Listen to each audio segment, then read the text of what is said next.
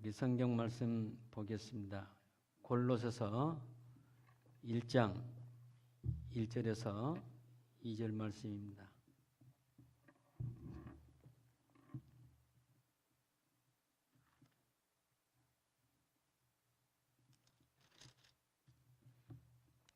우리 같이 한 목소리로 하겠습니다. 하나님의 뜻으로 말미암아 그리스도 예수의 사도된 바울과 형제 디모데는 골로새에 있는 성도들 곧 그리스도 안에서 신실한 형제들에게 편지하노니 우리 아버지 하나님으로부터 은혜와 평강이 너에게 있을지어다. 아멘.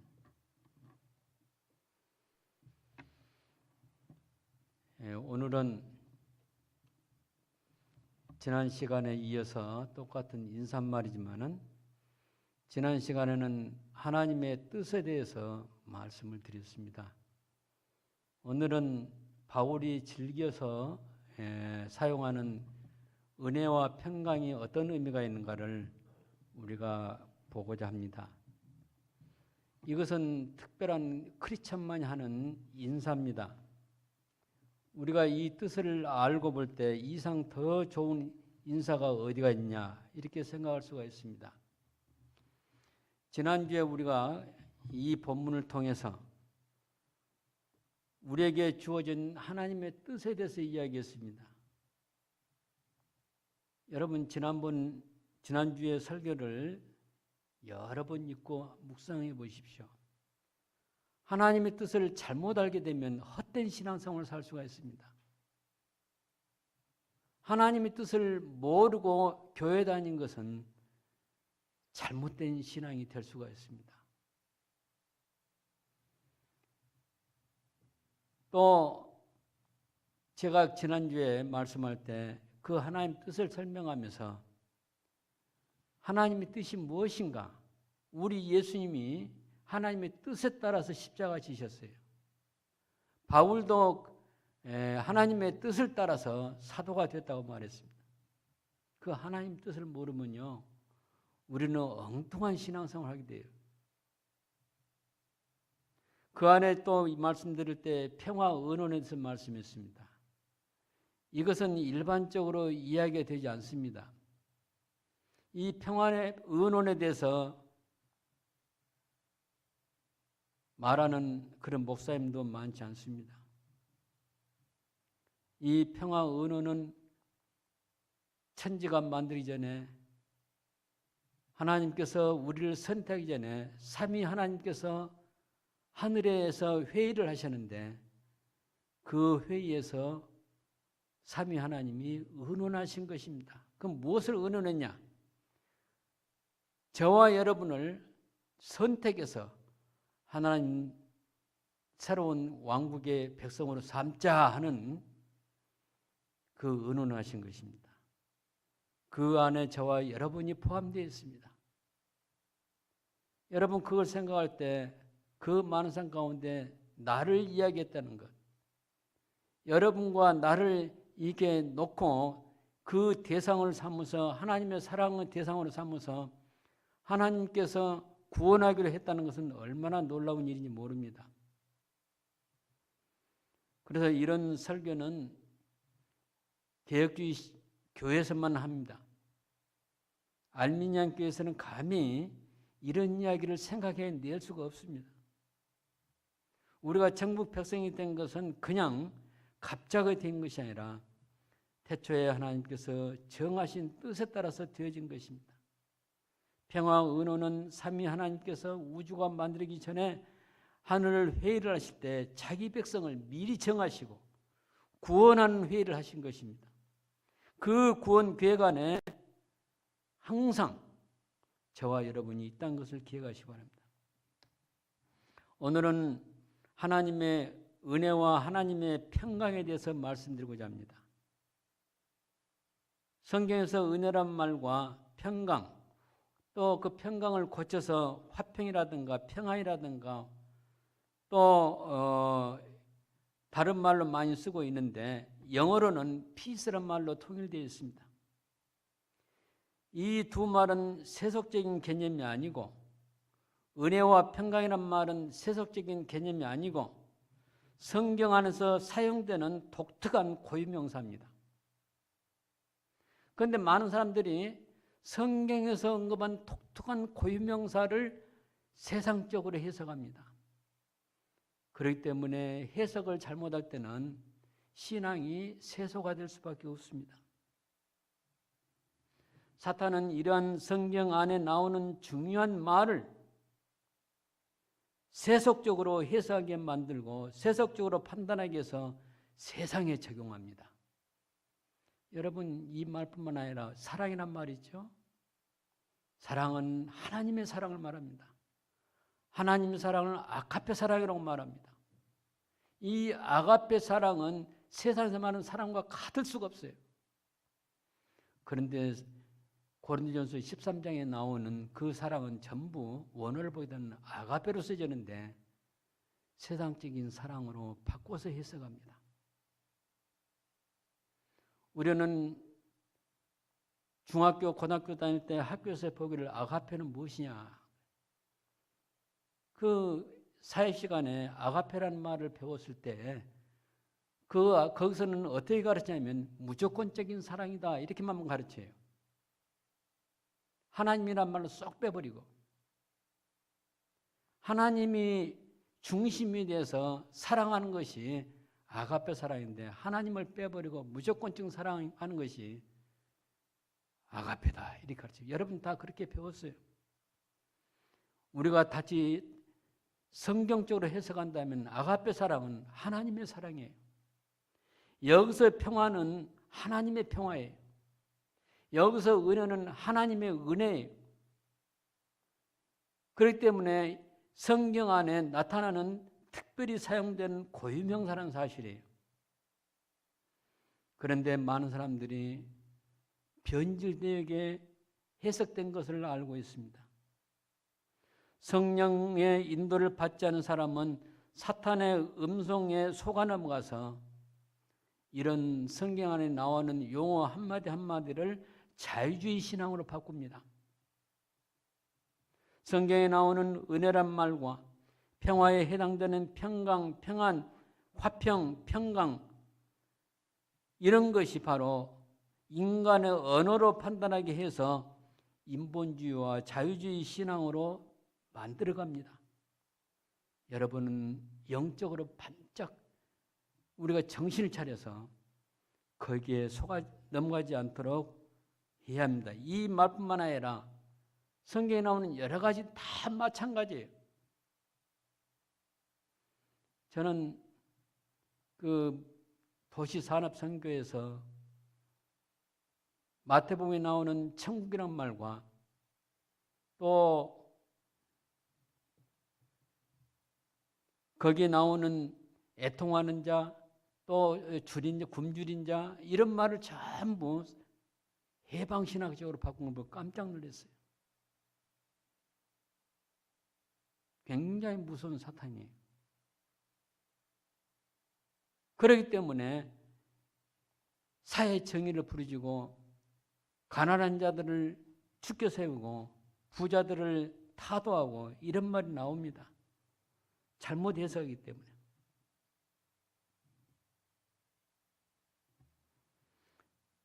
이것은 바로 무엇을 말하냐? 성경에 나오는 말씀과 단어에서 하나님의 계시를 보지 못하게 되면 영적인 소경이 된다는 사실이에요. 그렇게 영적인 소경이 되어서 사탄이 계획하고 또 음모를 꾸미는 그런 세속에 우리가 빠지게 됩니다. 오늘날 자유주의, 인본주의 기독교를 주장하는 사람들은 하나님의 계시가 주어지지 않아서 영적인 소경이기 때문에 그렇게 되어진 것입니다. 그들은 무조건 자기 머리의 생각으로 옳은 소견대로 판단하며 옳은 소견대로 판단하며 성경을 항상 세상에 적용을 시킵니다. 그것이 바로 신앙이라고 생각하고 있습니다. 그것이 바로 기독교 신앙이라고 말하고 있습니다. 다시 말하면 그들 안에 성령이 계시지 않으므로 하나님의 계시를 볼 수 없고 계시를 보지 못하기 때문에 성경을 인본주의적으로 해석합니다. 성경은 분명히 말하기를 신본주의입니다. 하나님을 본의로 우리가 믿음으로 사는 거예요. 신본주의예요. 그런데 요즘 기독교가 90% 거의 100%가 다 인본주의로 빠져버렸어요. 우리는 눈을 크게 떠서 보면 거리 선교란 말이 나오죠. 노숙자들을 구제하고 이것이 하나님의 뜻이다 이렇게 생각하는데 그것은 분명히 하나님 나라와 관계가 없는 인본주의에 해당된 것입니다. 그렇기 때문에 이런 선교는 주가 누가 하냐면 알미니안에서 해요. 알미니안에서. 성경을 잘못 해석하고. 물론 우리가 구제하는 것이 나쁜 거 아닙니다. 필요에 따라서 우리가 구제를 합니다. 그런데 성경을 자세히 보게 되면 사도행전이라든가 신약 성경을 보게 되면 구제는 바로 크리스찬 안에서 이루어졌어요. 교회 안에서 어려운 사람, 교회 안에서 과부들 돕고 노인을 도왔습니다. 구약에서는 무엇입니까? 특별히 하나님께서 율법으로 주셨는데 가난한 자를 위해서 그 몫을 따로 정해놨어요. 추수할 때 반드시 이삭은 못 죽게 합니다. 그 이삭은 누구 것이냐? 가난한 자들 거예요. 여러분 잘 아는 다윗의 할머니였던 룻이 모압에서 이렇게 시집 와가지고 보아스의 그 농장에서 일할 때 그 보아스가 특별히 저 사람 남편이 없이 왔으니까 과부니까 종들에게 말하기를 저들에게 이삭을 남겨놔라, 많이 남겨라. 그리고 따로 보낼 때 양식을 또 이렇게 숨겨서 이렇게 담아 보냈습니다. 그것은 바로 구약의 율법에 의해서 그렇게 된 것입니다. 우리는 하나님 안에서 하나님의 은혜 안에서 우리가 판단하고 해석하는 것입니다. 하나님의 은혜는 지난주에 우리가 말씀드릴 때 우리가 하나님의 뜻대로 산다고 하는 말은 무엇을 말하는가 할 때 그것은 하나님의 언약 백성의 신분으로 하나님의 은혜 안에 거하는 자로서 사는 것을 말한다. 이렇게 말했습니다. 그렇기 때문에 우리 기독교 신앙은 행함이 아니라 하나님의 은혜 안에 거하는 것이 신앙이에요. 그런데 오늘날 모든 교회들이 두잉을 강조해요. 실천을 강조해요. 그래 놓고는 행함이 없는 믿음은 죽었다 그래요. 성경에서 말하는 행함은 그런 행함을 말하는 것이 아니라 하나님의 은혜를 알고 은혜 안에 거하고 하나님과 함께 교제하고 하나님을 찬송하고 그래서 영혼이 자라가는 모습, 그 성숙한 영혼이 하나님을 잘 섬기는 것이 바로 행함이에요. 그것이. 우리는 바로 은혜를 누리는 것입니다. Abide in God's grace. 요한복음 15장에 보면 예수님이 포도나무고 우리는 가지인데 가지가 나무에 붙어있지 않으면 죽는다 그랬습니다. 그리고 그러면서 예수님 하신 말씀이 내가 너희 안에 가고 너희가 내 안에 거하면 이걸 굉장히 강조했어요. 이것은 예수님과 우리의 관계를 깊이 하는 거예요. 예수님을 머리로 아는 것은 절대 예수님 안에 거하는 거 아닙니다. 오늘날 신자들 가운데 많은 사람들이 지식적으로는 예수님을 잘 알고 있어요. 그런데 그 안에 성령이 없기 때문에 예수님과 함께 못합니다. 머리로는 알고 있지만은 성령이 안 계시기 때문에 그 안에 예수님이 안 계시는 거예요. 이건 절대 신앙이 아니에요. 중요한 것은 뭐냐면 하나님의 은혜를 알고 그 은혜 안에 거하는 것입니다. 그런데 오늘날 보면 우리 언어 가운데 은혜 그러면요, 하나님 앞에 큰 도움을 입은 것을 은혜라고 생각합니다. 저는 그 이상이라고 생각합니다. 하나님의 은혜는 바로 하나님 자체예요. 자체. 성경은 하나님은 사랑이시라 그러는데 알고 보면 하나님은 은혜이십니다. 창세기 6장 8절에 무슨 말 나오냐면 노아는 여호와께 은혜를 입었더라 나왔어요. 또 누가복음 1장 28절에 가브리엘 천사가 하나님의 보내심 받고 마리아의 처녀 마리아에게 다가가서 하는 말이 은혜를 받은 자여 평안할지어다. 이 문장을 가만히 보면요, 바울의 인사가 들어있어요. 하나님의 은혜와 평강이 너에게 있을지어다. 그런 그 말이에요. 그런데 마리아에게 가서 은혜를 받은 자여 그랬어요.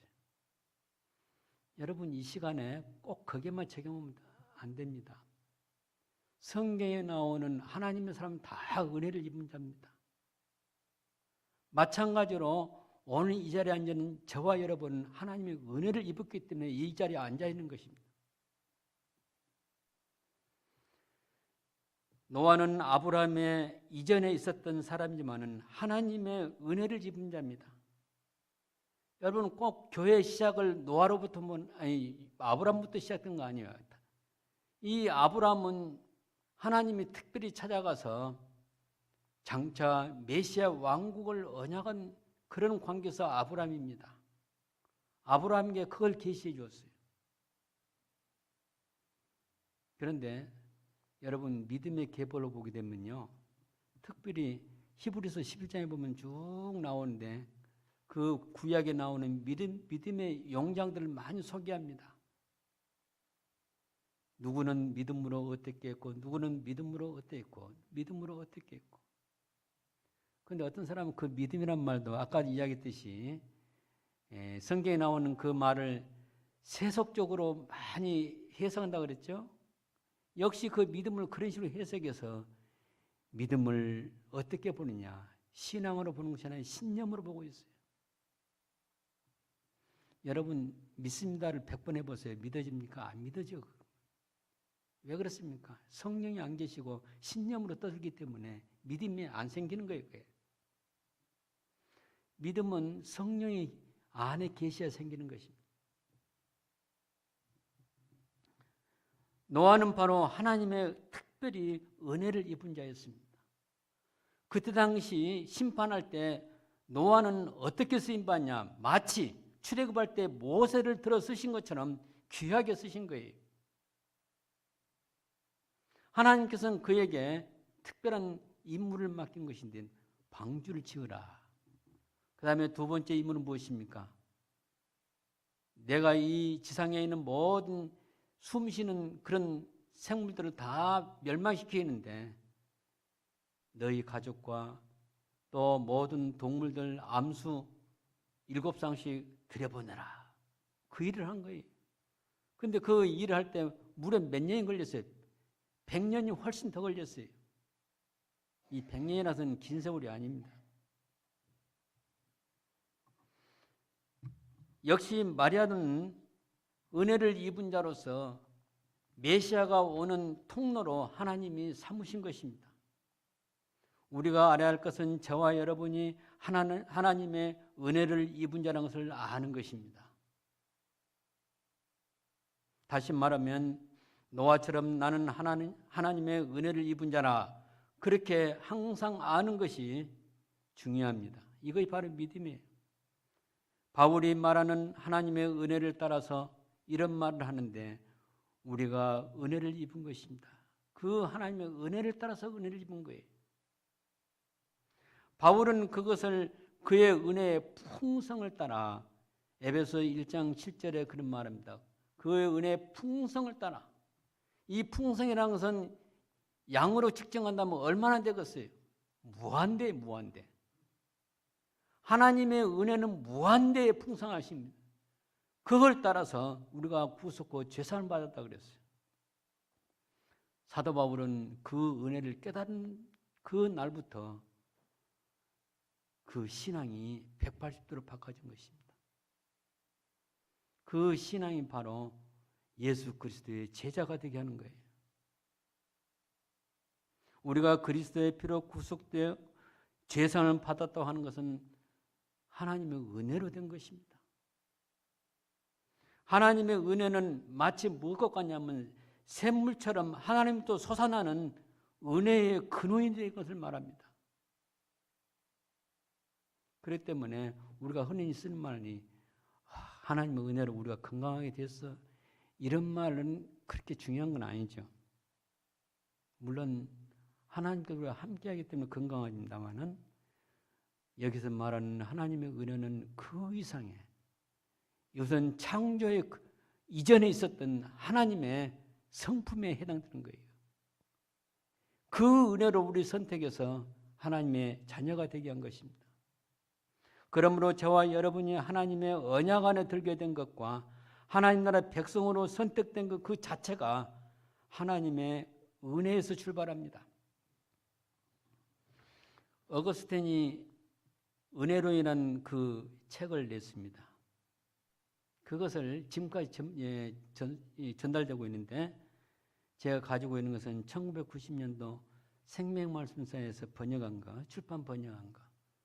그걸 보는데 거기에 보면 참 여러 가지 깊은 말이 있어요. 그러나 다 이야기할 수 없어요. 왜냐하면 이 어거스틴의 이 이론은 바로 굉장히 깊은 철학이 들어있기 때문에 우리가 다 설명할 수 없는, 저는 그것을 읽음으로써 무엇을 느끼냐, 하나님께서 특별히 그 당시에 생겨난 이단 펠라기우스의 그 사상에서 보호하기 위해서, 하나님 나라를 지키기 위해서 어거스틴을 보냈다, 이런 생각이 됩니다. 이 저서는 당시에 이단인 펠라기우스 교부가 주장하는 인간의 자유의지로 구원된다는 것을 반박하는 그것으로 구원은 100% 하나님의 은혜로 주어진다는 것을 말하기 위해서 쓰여진 것입니다. 얼마나 참 은혜로운 일입니까?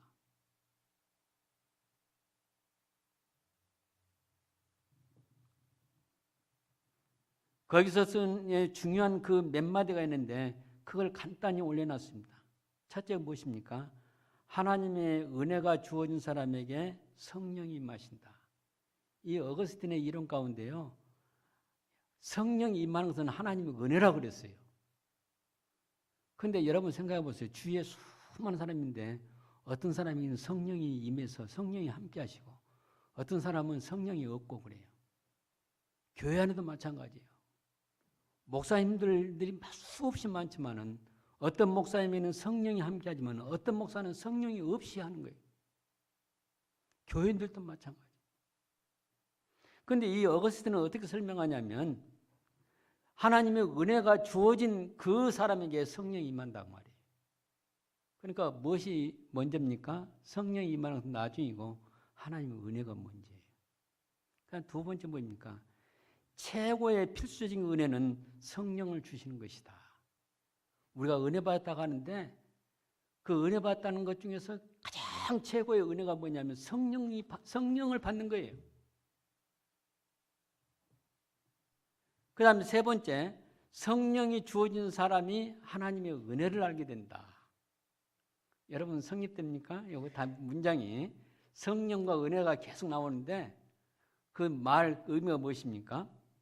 첫 번째, 하나님의 은혜가 주어진 사람에게 성령이 임하시고 또 최고의 필수의 은혜는 바로 성령을 주시는 것이고 성령이 주어진 사람이 하나님의 은혜를 알게 된다. 그렇다면 여러분 안에 성령이 계십니까? 성령이 안 계시면 크리스찬이 아니에요. 로마서 8장 9절에 누구든지 그 안에 그리스도 영이 없으면 하나님의 사람이 아니라, 그리스도의 사람이 아니라 그랬어요. 그렇기 때문에 오늘 우리가 알게 된 것은 무엇입니까? 우리가 세상의 영을 받지 아니하고 오직 하나님께로 온 영을 받았으니 이는 우리로 하여금 하나님께서 우리에게 은혜로 주신 것을 알게 하려 하심이라. 고린도전서 2장 12절 말씀입니다. 여러분 이 말씀을 깊이 한번 묵상해 보세요. 하나님의 은혜로 주신 것들을, 성경 안에 담겨진 그 많은 은혜를 우리에게 선물로 주시기 위해서 어떻게 했습니까? 성령을 보낸 거예요. 우리는 이 세상의 영, 세상의 영은 사탄인데 사탄의 영을 받지 않냐고 오직 하나님께로 온 성령을 받았으니 그 이유가 무엇입니까? 우리로 하여금 하나님께서 우리에게 주신 하나님의 은혜로 주신 것을 알게 하기 위해서 성령을 주셨다 그랬어요. 그러므로 성령 안에 계시는 사람은 하나님의 은혜의 풍성하심과 은혜의 풍성 안에 있는 하나님의 은혜를 알게 되는 것입니다. 이것이 바로 하나님 은혜예요. 여러분, 이건 돈으로 계산할 수 없어요. 그저 하나님이 선물로 주시는 거예요. 바울은 우리가 의롭게 되는 것은 행위로 말미암지 않고 하나님의 은혜라는 그 패키지로 된다고 말했습니다. 제가 패키지란 말은 딱 이렇게 첨가했는데요. 가만히 보면 하나님께서 은혜라는 보따리를 가지고 계세요. 그게 패키지예요. 패키지라는 것은 패간다 그 말입니까? 이거 묶는다 그 말이에요. 하나님의 은혜의 보따리가 있어요. 우리가 지금 의롭게 되는 것은 행위로 되는 거 아니에요. 어떤 사람은 행위로 된 줄 알고 열심히 합니다. 성령에 의하지 않고. 제가 참 신학교 다닐 때부터 또 이렇게 교회 부교절이 있으면서 보는데요. 수많은 그 신학생들과 수많은 목사님들을 만나게 돼요. 가만히 보면 어떤 사람은 카널맨이에요. 어떤 사람은 스피리추얼맨이에요. 카넬란 말은 육이란 뜻이에요. 육으로예요. 제가 참 존경하고 잘하는 그 목사님 한 분 계십니다. 제 대학 때 저를 신앙으로 지도했던 그 목사님이에요. 근데 그분이 광주의 큰 교회 담임 목사로 갔어요. 그때 IMF 직후인데 그 교회 건물에 대한 문제가 있고 어떤 문제가 있냐면 건물을 팔아서 큰 길을 지으려고 했는데 갑자기 IMF가 터져본 거예요. 돈이 안 도는 거예요. 얼마나 참 힘들었던지. 근데 그분의 가까이서 다 보면요. 성령이 없어요. 근데 그 불과 1년도 안 됐는데 폭삭 늙어가지고 나중에는 그 암으로 세상을 떠나셨는데 이거는 어쩔 수 없어요. 하나님이 하신 일이기 때문에. 제가 말하는 것은 바로 항상 은혜 안에 거하는 거. 하나님의 은혜 안에 거하는 거예요. 근데 그 은혜를 어떤 간단하게 단순하게 알면 안 돼요. 전체가 하나님 은혜예요. 은혜의 패키지 안에서 여러분이 들어온 거예요, 사실. 그래서 우리가 흔히 건강하게 진행을 말할 때 하나님 은혜로 잘 지낸다 이런 말을 많이 씁니다. 이런 것은 바로 하나님의 은혜를 잘못 적용할 수가 있다는 거예요. 그 자체가 틀린 말은 아니지만은 이런 식으로 생각하면 다른 것까지 다 그런 식으로 하나님 은혜를 가볍게 낮출 수가 있는 거예요. 바울이 인사에서 말하는 하나님의 은혜는 영적으로 풍성한 하나님의 은혜가 나타나기를 원한다 그 말이에요. 성경을 간단히 한 번 읽었고는 그걸 모릅니다. 성경을 자주 읽게 되면 하나님의 마음을 알게 돼요. 하나님의 속성을 알게 돼요. 그것이 바로 하나님께서 나를 이렇게 사랑하셨구나. 점점 알게 된 거예요. 점점이라는 것은 계속 성장해 간다 그 말이에요. 그런데 미안하지만은 전혀 성경을 보지 않은 사람은 평생 가도 신앙이 잘할 수가 없어요. 그 안에 하나님의 은혜를 캐낼 수가 없어요. 은혜는 보화 같은데 보화를 캐낼 수가 없어요.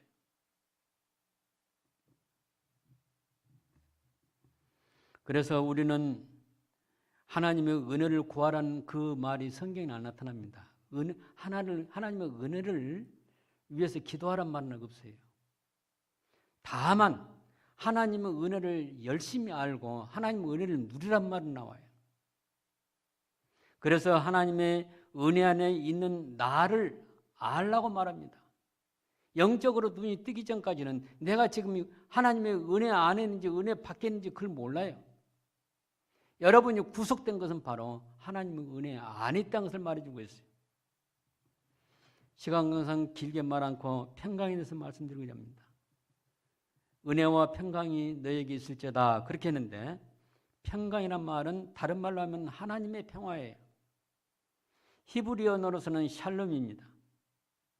창세기 15장 15절 보면 아브라함을 향해서 너는 장수하다가 평안히 조상에게로 돌아가 장사될 것이요, 이런 말 나옵니다. 여기서 평안이란 말은 이 샬롬의 뜻을 모르게 되면 어떤 의미로 들립니까? 아프지 않고 건강히 오래 살다가 너희 조상으로 가거라, 이런 말이 되는 거예요. 여러분, 지금까지 우리 그렇게 많이 알아왔어요. 그 사람 다 물으면 어떻게 죽고 싶냐니까 아무도 안 아프고 그냥 금방 이렇게 죽고 싶다. 물론 그 하나님께서 그것도 은혜로 주실 수 있습니다. 그런데 우리가 해석할 때 너는 장수하다 평안히 조상으로 돌아갈 장사될 것이요, 이런 이 문장에서 평안이란 말은 샬롬을 말하는 거예요. 여기서 샬롬은 하나님의 평화입니다. 하나님의 평화가 있는 사람은 죽음이 두려워지지 않습니다. 여러분, 그 독일에서 유태인들이 600만 명이 가스에 죽었죠. 여러 수용소가 있지만 그 중에 유명한 수용소가 아우슈비츠. 거기에서 어떤 일이 벌어졌냐? 여러분, 안내 일기라는 그 책도 보면 그것이 나옵니다. 히브리인들, 유태인들은 다 히브리인 아닙니까? 그분들이 마지막 가족과 껴안고서 인사말이 하나님의 샬롬입니다. 그때 그 사람들이 울었을까요? 하나님의 샬롬을 체험한 사람들은 울음이 안 나옵니다. 오히려 기쁩니다. 가족끼리 우리 천국에서 만나자. 그런데 그것을 모르는 사람들은 얼마나 불행할까, 이런 생각도 많이 해봅니다. 동정심으로. 그렇기 때문에 여기서 샬롬은 하나님의 평화를 말하고, 하나님 평화는 하나님께서 은혜로 주신 선물입니다. 다시 말하면 성령의 열매를 주는 것입니다. 우리말로는 성령의 은사로 나오는데, 은사란 말하는 것은 영어로 말하면 기프트예요. 선물이에요. 성령의 9가지 열매, 갈라디아서 5장 22, 23절 가운데 보면 화평의 열매가 나오는데, 이 화평은 하나님의 평화를 말합니다. 이스라엘 민족의 인사는 평화를 빌어주는 걸 되었습니다. 여호와 샬롬이란 말 나옵니다. 사사기 6장 24절에 여호와 샬롬이란 말 나오는데, 그 말은 하나님은 평화이시다, 하나님은 샬롬이시다, 그것을 말해주는 거예요. 그 하나님이 우리 안에 계실 때 우리는 하나님의 평화로 체험을 받을 수 있습니다. 이것은 바로 하나님만 소유하는 평화입니다. 이 지상에서는 이 평화를 찾을 수가 없습니다. 오로지 하나님과 성령 안에서 관계를 가질 때 그 평화를 찾을 수 있습니다. 여러분, 이 평화가 여러분을 지배해야 합니다. 그렇다면 두려움이 없습니다. 이스라엘 백성들이, 유태인들이 바로 독일에서 이렇게 이렇게 집단으로 이 사형을 당할 때 마음의 평강을 누렸던 것은 바로 하나님의 평화를 가졌기 때문에 한 것이. 이 평화가 성도들에게 하나님께서 선물로 주어진 것입니다. 우리는 인사할 때 하나님의 평강을 축복하는 것입니다. 성경에 보면 샬롬이란 말에서 다 나온 것인데, 솔로몬이라는 이름도 평화란 뜻이에요. 하나님의 평화. 또 그 신약 성경에 보면 예수님을 따른 여인들 가운데 살로메란 말 나오죠. 살로메. 샬롬이에요, 이게. 아마 우리 이 기독교인 가운데 보면 그런 이름을 많이 짓습니다. 어떤 보면 평강이라는 이름을 지은 사람도 있습니다. 하나님의 평화는 마음 안에 성령의 열매로 나타나는 것입니다. 아브라함은 편안히 조상에게 돌아갔습니다. 하나님의 평화를 안고 간 것이죠. 그냥 안 아프고 이렇게 갑자기 죽는 것이 평안히 가는 거 아니에요. 하나님의 평화를 소유하고 죽는 것이 바로 편안히 가는 것입니다. 세상에서 말하는 평화는 위장된 평화입니다. 하나님과 관계없이 인간의 전쟁 없는 세상에서 말하는 평화를 세상 평화입니다. 오늘 이 시간에 특별히 여러분을 강조하고 싶은 모든 성경에 나온 그 언어가 하나님의 은혜 안에서 해석이 다시 돼요. 그런데 많은 사람들이 성경을 세상적으로 적용시켜서 해석하려고 그래요. 이건 완전히 사탄이 하는 거예요. 지금 대부분 기독교가 많은 사람들이, 많은 기독교 신자들이 여기에 점령되어 있어요. 성령은 없고 성령이 없기 때문에 엉뚱한 해석이 납니다. 하나님의 계시가 있는데 그 계시를 보지 못하기 때문에 그렇게 되는 것입니다. 오늘 저와 여러분이 이 계시를 보는 귀한 은혜가 있기를 바랍니다. 기도하시겠습니다.